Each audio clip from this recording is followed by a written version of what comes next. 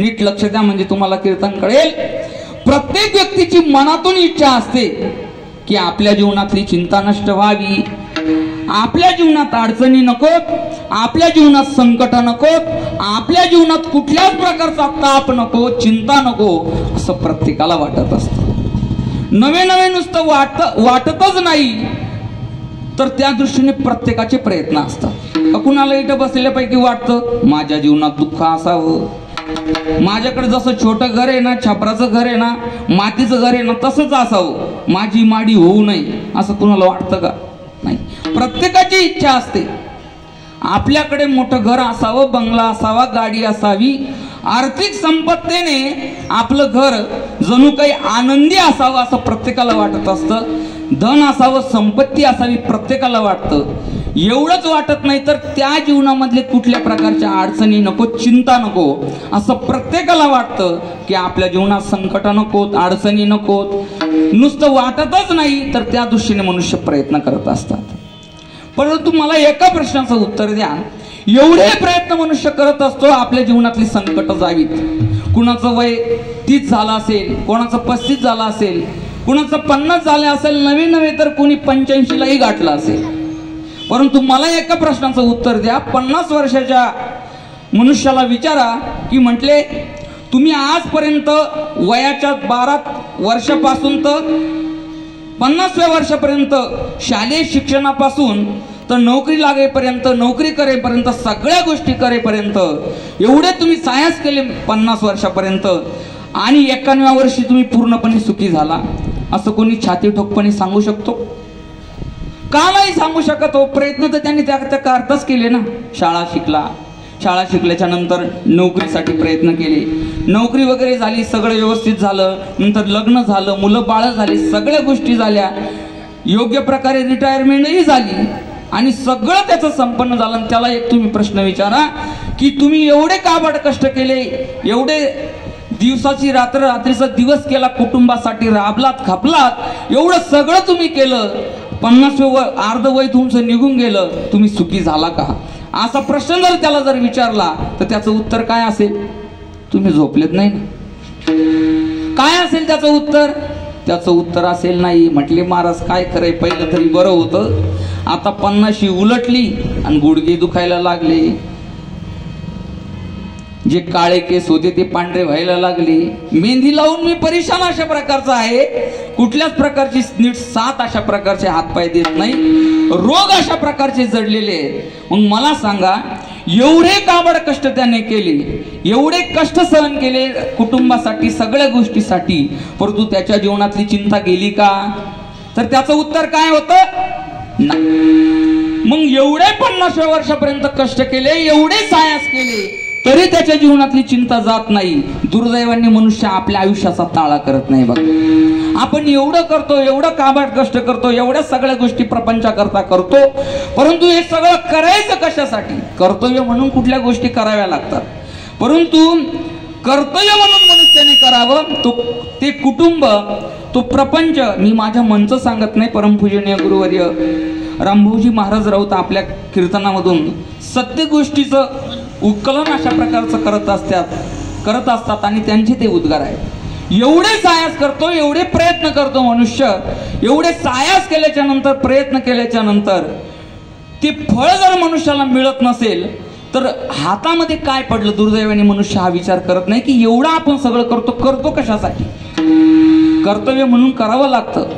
मुलं बाळ झाली, त्यांचं शिक्षण करावं लागतं, परंतु तो मुलगा मोठं झाल्याच्या नंतर, त्याचं लग्न झाल्याच्या नंतर आपल्याला सुखच देईल, ही खोटी इच्छा, ही खोटी अपेक्षा आपण आपल्या मनातून काढून टाकली पाहिजे.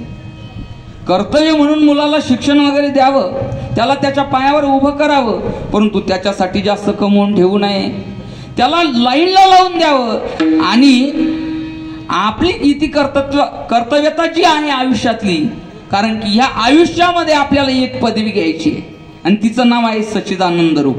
सच्चिदानंद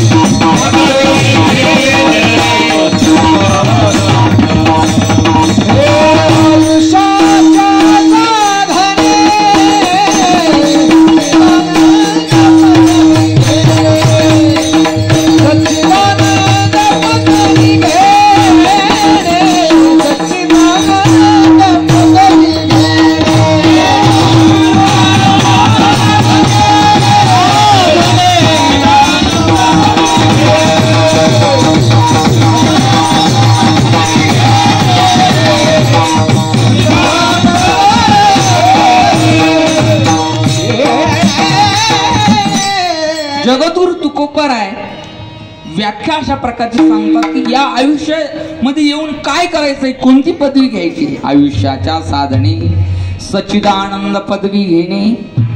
व्यावहारिक जीवनामध्ये शैक्षणिक क्षेत्रामध्ये पदवी हा शब्द असतो बघा. शैक्षणिक क्षेत्रामध्ये पदवी हा शब्द जिकडे तिकडे ऐकायला मिळतो. घराच्या पाठीवर सुद्धा पदवी लिहिलेली असते. LLB, B.Ed, PhD अशा प्रकारच्या पदव्या विद्यापीठ आपल्याला देतं. त्या त्या क्षेत्रामध्ये आपण जी जी उन्नती करतो त्या उन्नतीच्या द्वारे कुठली असो, मग इंजिनिअरिंग असो किंवा कला क्षेत्र असो, वाणिज्य असो, विज्ञान असो, त्या त्या क्षेत्रातल्या पदव्या विद्यापीठ देत असतं. परंतु संत महात्मे सगळ्यात मोठी पदवी देतात. कोणती पदवी देतात? सच्चिदानंद पदवी घेणे. त्याचं साधन काय? त्याचं साधन आयुष्याच्या साधने सच्चिदानंद पदवी घेणे हे आयुष्यरूपी साधन आपल्याला त्याच्याकरता मिळालेलं आहे. व्यावहारिक जीवन जगत असताना प्रत्येकाला पदवी घ्यावी लागते, तो पोटाचा प्रश्न आहे. पोटाकरता ह्या सगळ्या पदव्या मिळवाव्या लागतात, परंतु त्या पदव्या आपल्याला खऱ्या सुखापर्यंत पोहोचू देत नाही. त्या इच्छेला वाढवतात, धनाला वाढवतात, परंतु खऱ्या सुखाची पदवी एकच आहे, ती म्हणजे सच्चिदानंद पदवी घेणे. आपल्या जीवनामध्ये आनंद प्राप्त होणे. मग सगळी खटाटोप आपली कशासाठी असते?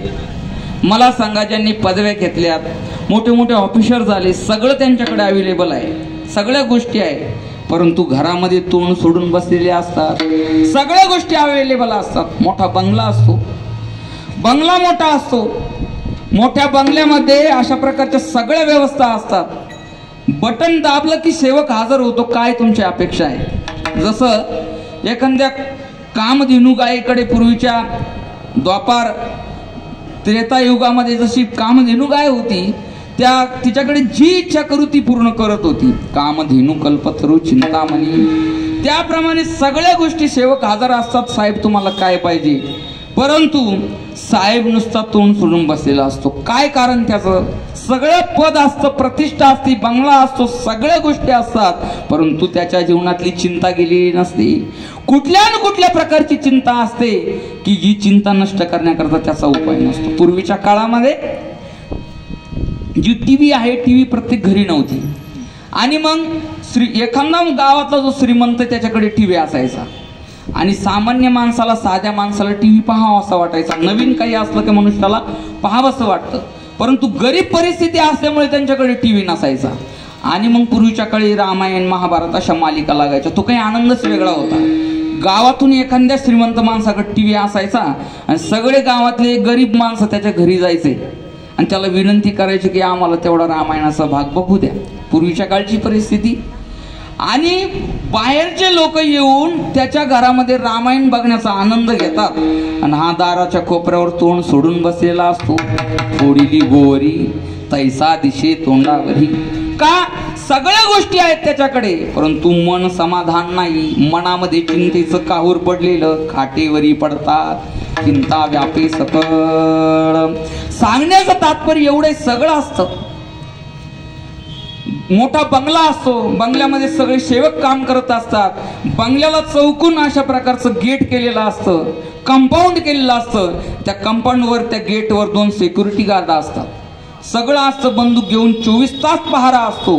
परंतु बाहेर काही एकमेकावर कुत्र जर भुंकलं तो हा खडवडून जागा होतो. त्याला वाटत असतं चोर तर नाही आले ना. का? तर पैसा, धन, संपत्ती हे सुखाला कारणीभूत नसतं. व्यवहार म्हणून प्रत्येकाला पैसा गरजेचा असतो, परंतु तो पैसा, ती संपत्ती आपल्याला सुखच देईल ही भ्रामक अपेक्षा माणसाने मनातून काढून टाकली पाहिजे. नाहीतर ज्यांच्याकडे पैसा आहे, संपत्ती आहे, सगळं आहे, ते सुखी असताना दिसले असते, परंतु आजाराने ग्रासलेले, कोणाला शुगर आहे,